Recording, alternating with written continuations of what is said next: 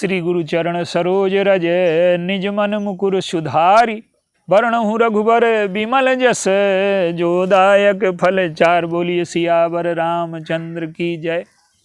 सिय राम मैं सब जग जानी करऊं प्रणाम जोर जुग पानी। आइए,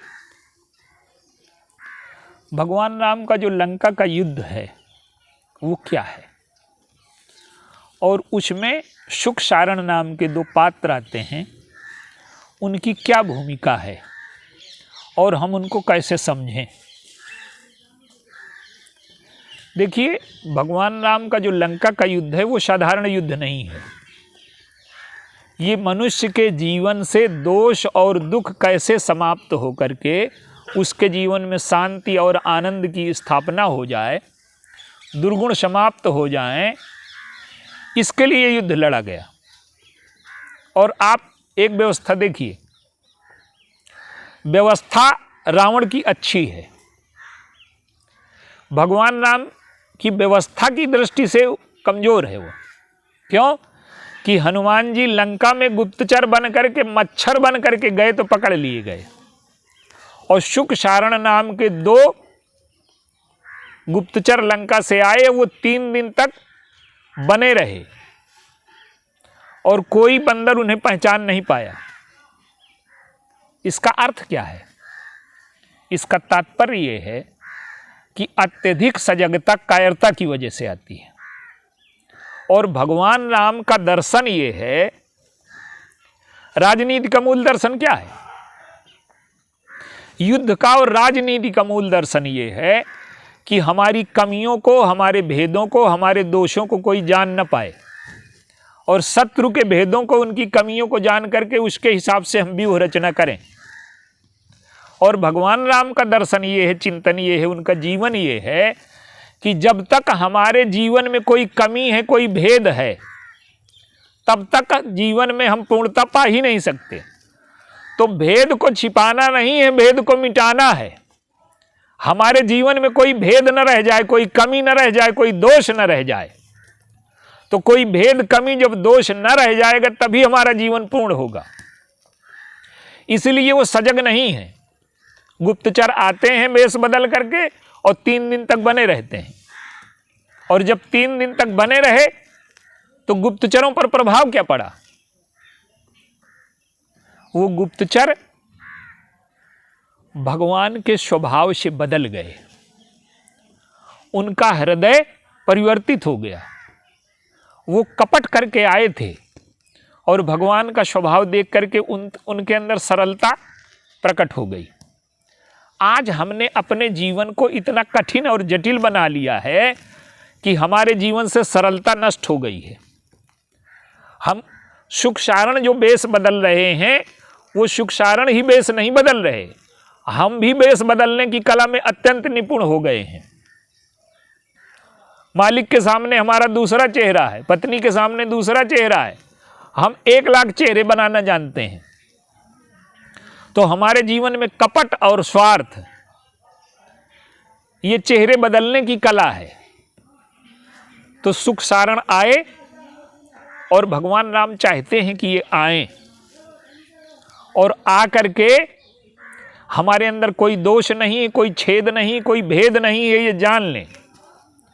तो शुक सारण क्या करते हैं कि रावण से प्रभावित होकर के आए थे, रावण के गुप्तचर थे वो, लेकिन भगवान का जब स्वभाव देखा, भगवान राम की सरलता देखी, उनकी उदारता देखी, रावण क्या करता है कि अपनों को दूर बनाने की कला में निपुण है।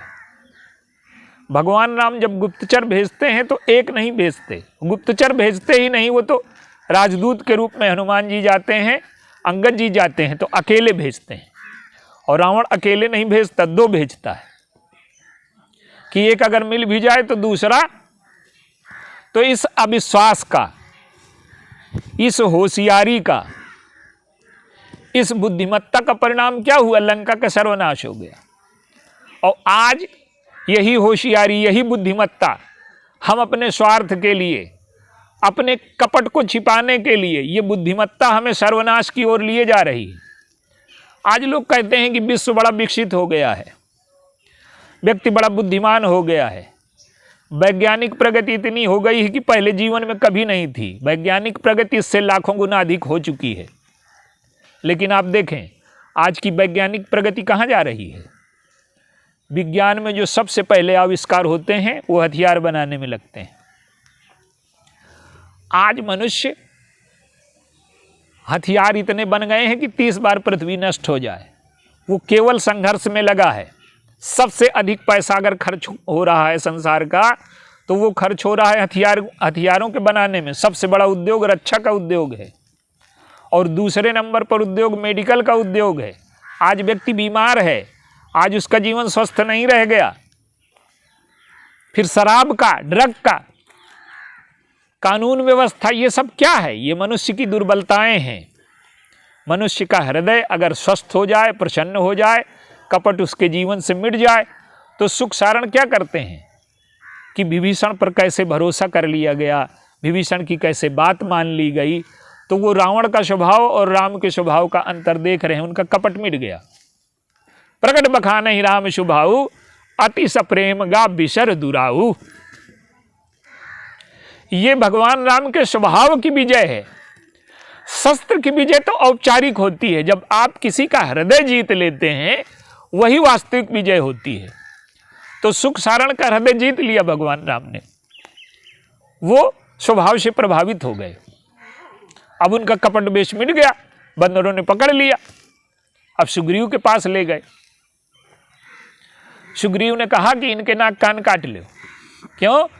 कि सुग्रीव की राजनीति संशय की और बदले की राजनीति है। भगवान राम की राजनीति बदले की राजनीति नहीं है। रावण से बदला नहीं लिया जा रहा, वो तो स्वस्थता की राजनीति है। जैसे डॉक्टर चीर फाड़ करता है पर हमें स्वस्थ करने के लिए, कोमलता की राजनीति है। तो अब वो उनके नाक कान जब काटे जाने लगे तो रोने लगे वो, और कहते हैं कि जो हमारी हर नाशा काना ते ही कौशलाधीश कयाना। अगर हमारे नाक कान किसी ने काट लिए तो उसे भगवान राम की शपथ है।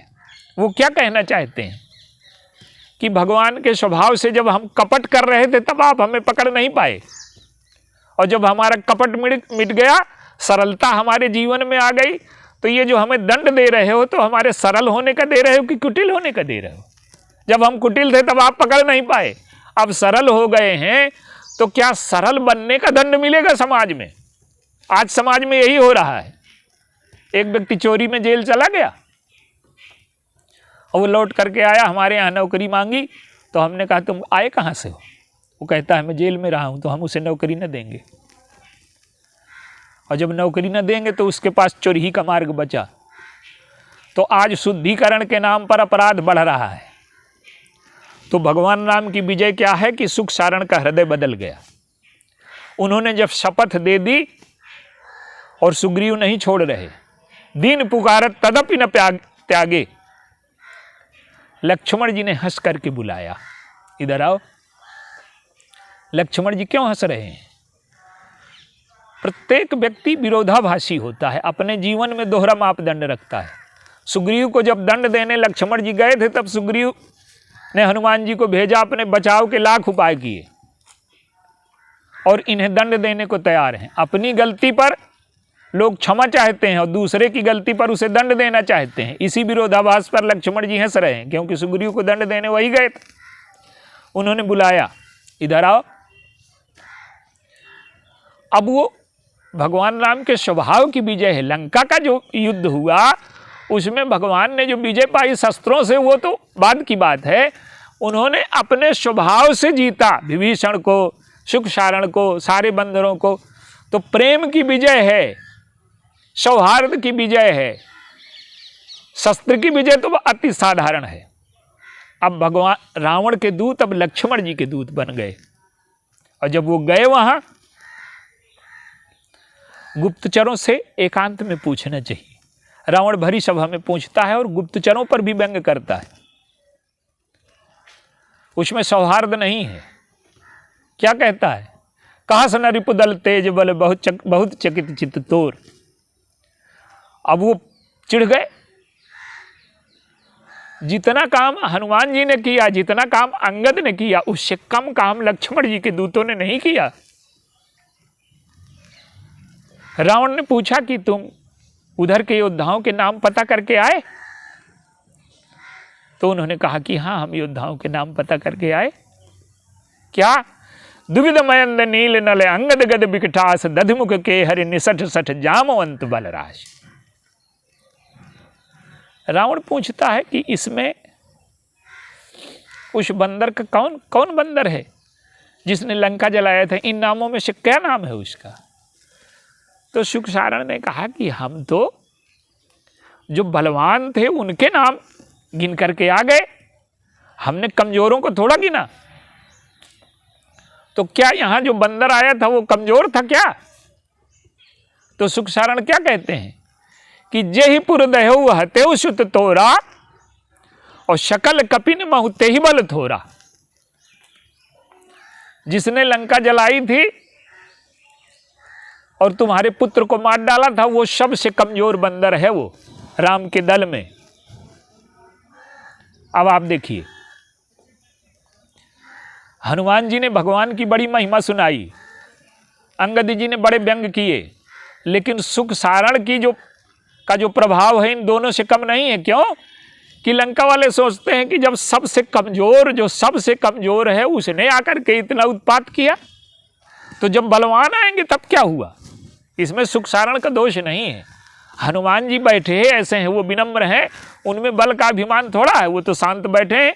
सब अपने अपने बल का वर्णन कर रहे हैं पर हनुमान जी शांत बैठे हैं। तो सुखसारण सोचते हैं कि जो बलवान है अपने बल का वर्णन कर रहा है, जिसमें बल नहीं वो शांत बैठा है। तो भगवान राम की विजय क्या है? सुखसारण के हृदय को बदल देना।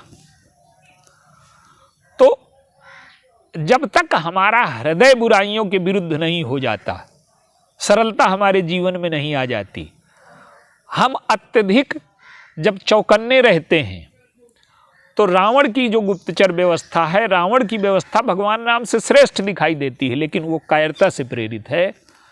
तो जो ये लक्ष्मण जी के दूत हैं, इन्होंने भगवान राम के दूतों से कम उपलब्धि नहीं पाई। तो ये जो सुखसारण है, हमारे जीवन में भक्ति का मार्ग, भगवान का मार्ग ऐसा है कि हमारे जीवन में यदि दोष और अपराध हो चुके हैं और हम भगवान के शरणागत होते हैं, तो उसी प्रकार से हमारे जीवन में श्रेष्ठता आ जाएगी। बोलिए सियावर राम।